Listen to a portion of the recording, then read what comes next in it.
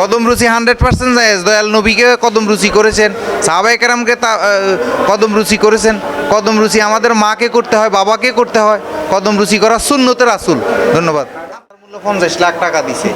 এই পীরগুলার নাম কইলে এই পীরেরা অনেক শেয়ানা, বুঝছেন, এরা আমার মারি ফেলবো।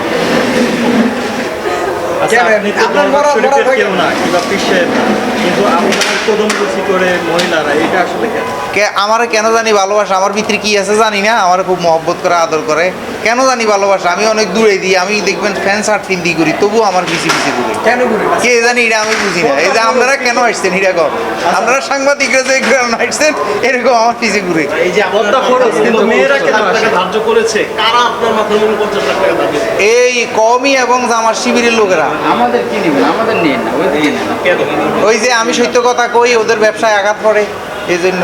আপনি তো সবার বিরুদ্ধে বলেন, পীরের বিরুদ্ধে বলেন, জামাত শিবিরের বিরুদ্ধে বলেন, কওমির বিরুদ্ধে। আমি আসলে সত্য কথা, আমি কারো বিরুদ্ধে না, আমি বিরুদ্ধে এলাম খারাপ লোকের বিরুদ্ধে, ভণ্ডের বিরুদ্ধে, ধর্ম ব্যবসায়ীর বিরুদ্ধে, এবং কি যারা এই সাধারণ মানুষকে ধর্মের নাম দিয়ে ঠকাচ্ছে, এই ভণ্ডদের বিরুদ্ধে আমি দাঁড়াই। আচ্ছা ভাই, আপনি কেন বললেন যে বর্তমান সরকার টিকতে, মানে বর্তমান সরকারকে শান্তিতে থাকতে দেবে না জামাত? আমি বলি, আমি গত 2 বছর আগে একটা মামলা করছি, 6 মাস আগে তদন্ত আসছে সিলেট অফিসে, এখনো আমি 2-3 বার 4 বার গেছি, এরা তদন্ত করে না। তার মানে বুঝতে পারছি যে এরা খুব কৌশলে এই মাননীয় প্রধানমন্ত্রীকে ব্যর্থ প্রমাণ করার জন্যই এরা খুব কৌশল পাচ্ছে। আপনি একটা মামলা নিয়ে যান, টাকা ছাড়া হচ্ছে না, এবং কি তারা হয়রানি করতেছে। তাই তারেক রহমান যদি এখন সচেতন না হয়, বা তার বিএনপি সরকার যদি সচেতন না হয়, তাইলে ব্যর্থ সরকার প্রমাণিত হবে। কেন? মানুষের মনের ভিতরে খুব জাগতে জাগতে জাগতে জাগতে একদিন বাষ্ট হবে। মানুষ যখন বিচার পাবে না, সুশাসন পাবে না। আমি ভুক্তভোগী ব্যক্তিগতভাবে। আপনি বলছেন সবাই ভণ্ড, কিন্তু অনেকেই তো আপনাকে ভণ্ড বলছে, আসলে কেন বলছে? আমাকে না জেনে না শুনে ভণ্ড বলতে পারে, এটার জন্য আমি শুকরিয়া আদায় করি। কেন ভণ্ড বলবেই? হে আমাকে জানে নাই, শুনে নাই। কিন্তু যারা আমার সাথে চলে, যারা আমার সাথে মিশে, তারা জানে যে আমি কি আসলে ভণ্ড কিনা। আপনার মাজারগুলোর অবস্থা কি? মাজারগুলো একবারে অনিরাপদ আছে, যেই কোনো সময় আবার হামলা হইতে পারে। কেন?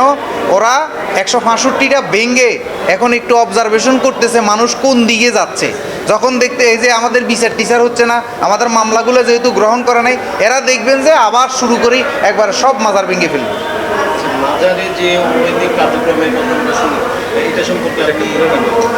সব মাজারে হয় না, কিছু বন্ডপীরের মাজার আছে, ওইসব মাজারে আকাম কুকাম হয়, এগুলোর বিরুদ্ধে আমরা কথা বলি। যেখানে গাঁজা সেবন হয়, যেখানে অশ্লীলতা হয়, এগুলো আমরা নিজেরাও পছন্দ করি না, এগুলো ভেঙে দেওয়া হোক। কিন্তু যেখানে অশ্লীলতা নাই, সুন্দর পবিত্রতা আছে, সেগুলো যেন রক্ষা হয়। আপনার নারী বক্ত বেশি না পুরুষ বক্ত বেশি? আমার বক্ত, এছাড়া আপনার কোনো বক্ত নেই? আমার বক্ত আবার আপনি খুঁজিলন।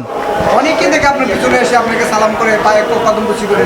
কদম রুচি কি আসলে জায়েজ কিনা? কদম রুচি 100% জায়েজ। দয়াল নবীকে কদম রুচি করেছেন, সাহাবায়ে কেরামকে কদম রুচি করেছেন।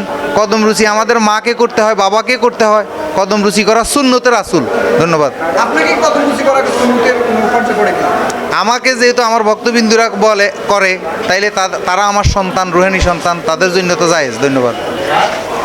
এই যে আরেকটা বিষয় যে অনেকে বলে 3 ইঞ্চি ব্যাটারি মানে বিয়ে করছে, ফেসবুকে হাইট করছে, তার উদ্দেশ্যে কিছু বলার আছে?